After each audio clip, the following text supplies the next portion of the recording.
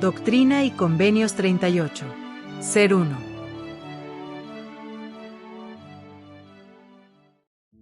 Versículo 2. Conoce todas las cosas. Brooke P. Hales dijo: una importante y reconfortante doctrina del Evangelio de Jesucristo es que nuestro Padre Celestial tiene un amor perfecto por sus hijos. Debido a ese amor perfecto, Él nos bendice no solo de acuerdo con nuestros deseos y necesidades, sino también según su infinita sabiduría. Como lo dijo con sencillez el profeta Nefi, sé que Dios ama a sus hijos. Uno de los aspectos de ese amor perfecto es la participación del Padre Celestial en los detalles de nuestra vida, incluso cuando no seamos conscientes de ello, ni lo comprendamos. Buscamos la guía divina y la ayuda del Padre, mediante la oración sincera y ferviente.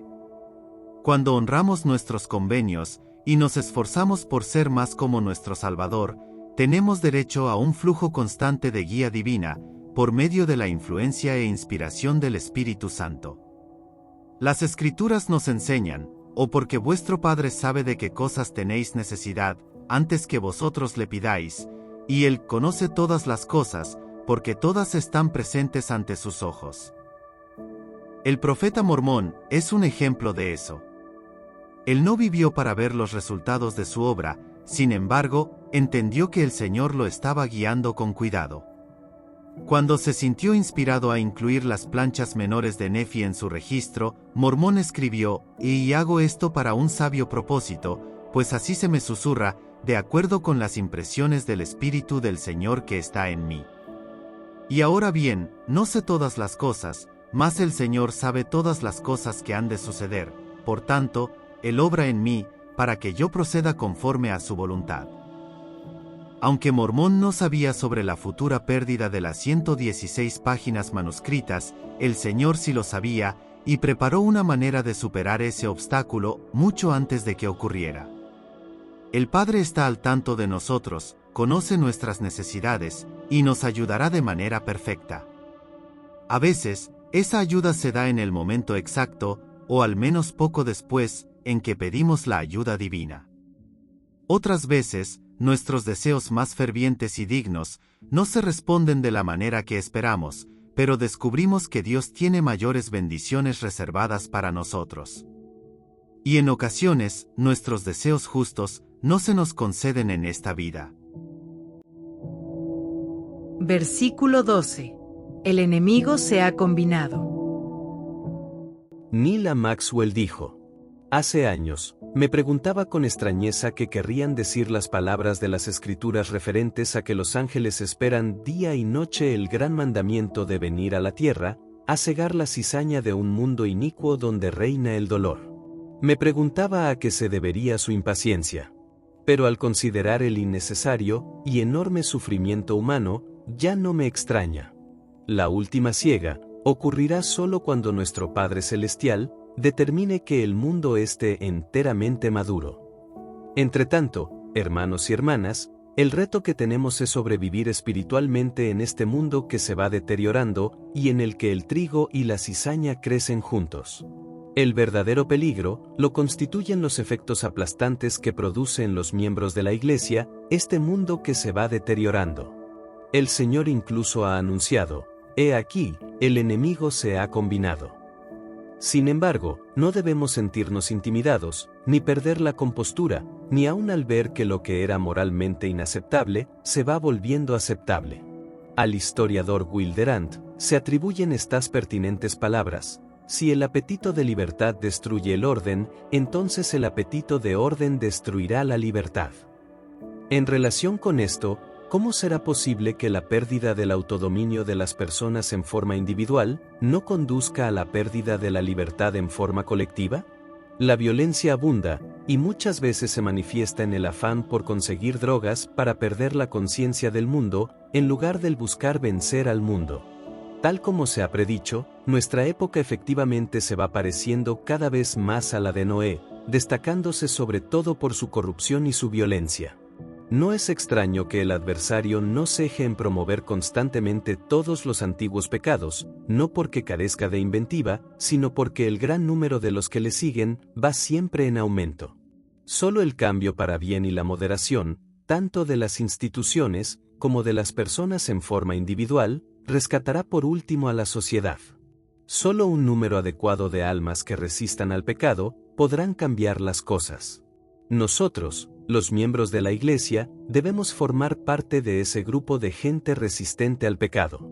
En un mundo donde el trigo y la cizaña crecen juntos, extraordinariamente bendecidos son los miembros fieles de la Iglesia, que cuentan con la valiosa y constante compañía del Espíritu Santo, que les indica lo que es bueno, y les hace recordar los convenios que han hecho. Porque aquí, el Espíritu Santo os mostrará todas las cosas que debéis hacer.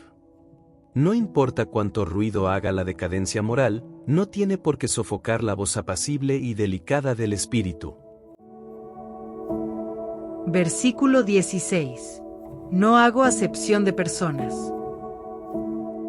Julie Bebeck dijo: por conducto de las bendiciones del sacerdocio, el Señor nos hace saber que Él no hace acepción de personas. Al viajar, suelo tener la oportunidad de visitar a los miembros en sus hogares, y algunos de estos son viviendas muy sencillas. Al principio, me preguntaba, ¿por qué tengo la bendición de tener una casa con electricidad e instalación de agua, cuando esta familia ni siquiera tiene agua cerca de la suya?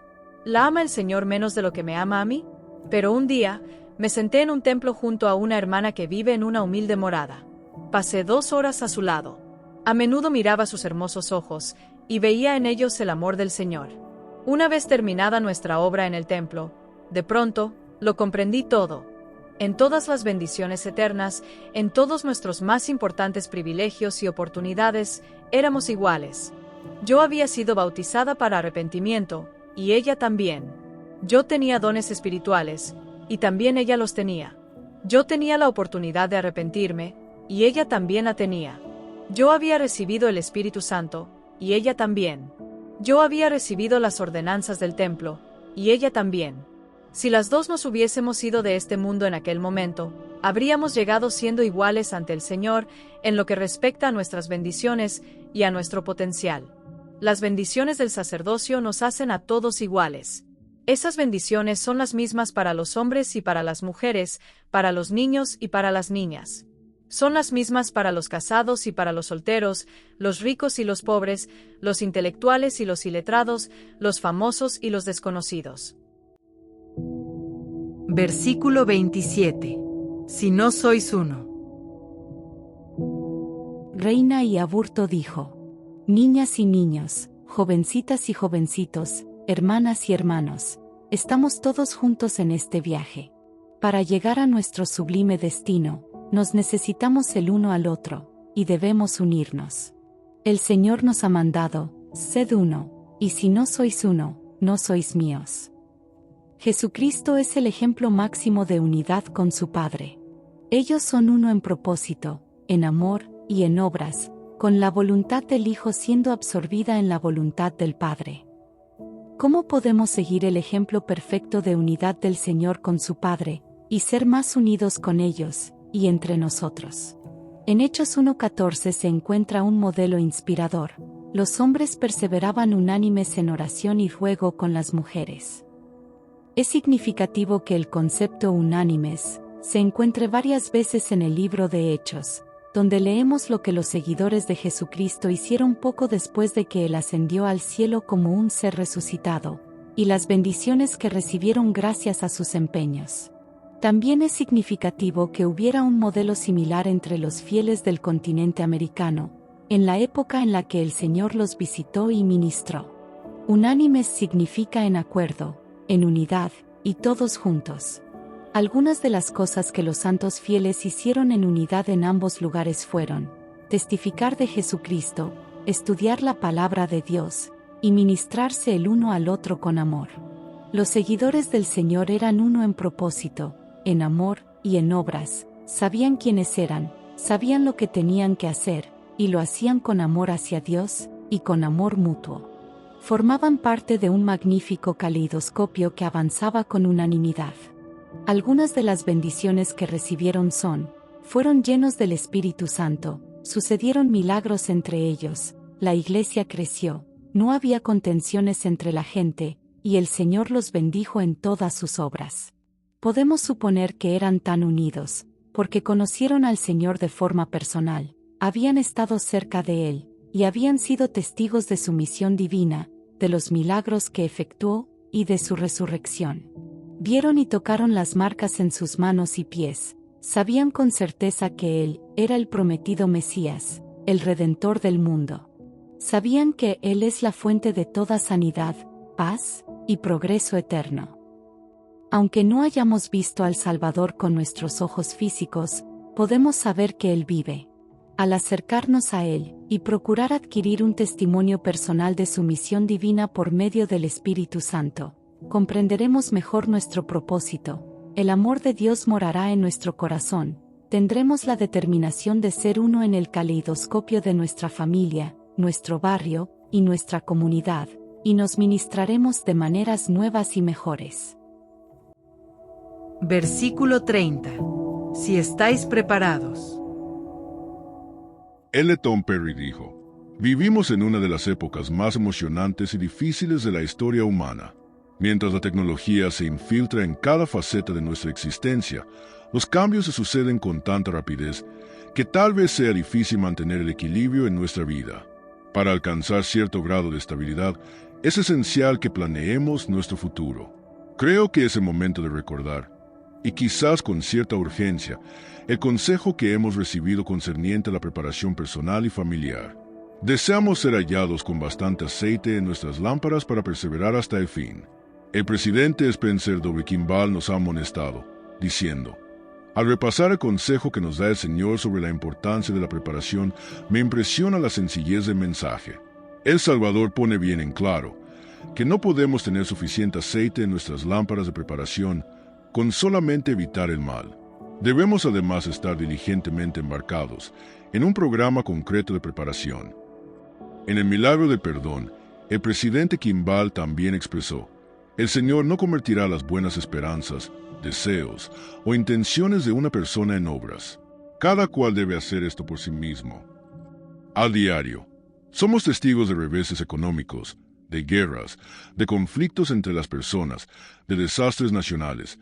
Hay grandes variaciones del clima, innumerables ataques de las fuerzas de la inmoralidad, el crimen y la violencia, acosos y presiones sobre las familias y las personas, avances tecnológicos que dejan obsoletos muchos puestos de trabajo, etc.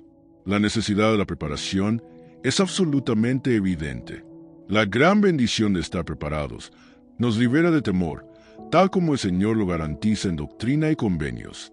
Si estáis preparados, no temeréis. Así como es importante estar preparados espiritualmente, también lo es prepararnos para nuestras necesidades temporales. Cada uno de nosotros debe preguntarse: ¿qué tipo de preparación se requiere para satisfacer mis necesidades y las de mi familia? Durante años se nos ha exhortado a cumplir por lo menos 4 requisitos, a fin de prepararnos para lo que ha de venir. Primero, obtener una educación adecuada. Aprendan un oficio o profesión que les permita obtener un empleo estable con una remuneración suficiente para cuidar de ustedes mismos y de su familia.